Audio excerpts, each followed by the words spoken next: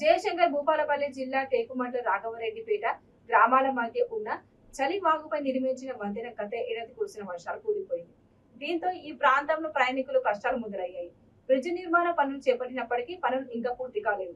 తాత్కాలికంగా వాగులో నిర్మించిన మట్టి రోడ్డు ఇటీవల కురిసిన వర్షానికి కొట్టుకుపోయింది. టేకుమట్ల నుండి వాగు అవతలి గ్రామాలకు పోవాలంటే చుట్టూ దాదాపు 20 కిలోమీటర్లు తిరిగి వెళ్లాలి.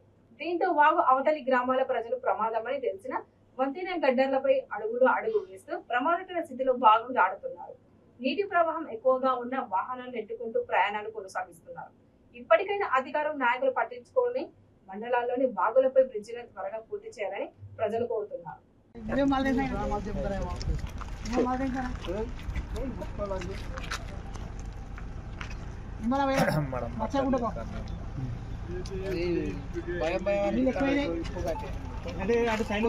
కొద్దిగా పేదరికి దగ్గర అడ్డం పడతారు. కింది కూడా దసరే కదండి, మన దీన్ని సత్యం చూసుకోవాలి.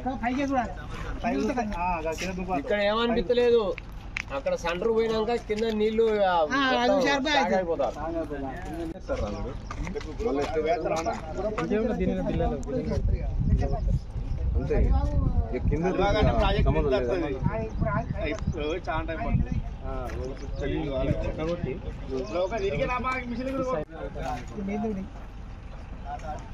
దీని మీద స్లాబ్ పోతారా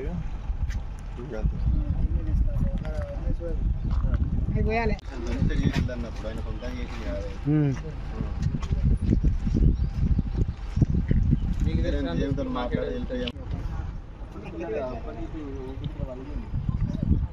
కిందికి వచ్చినాయి, కింది ఎక్కి కింది నుంచి చేయాలి అలా.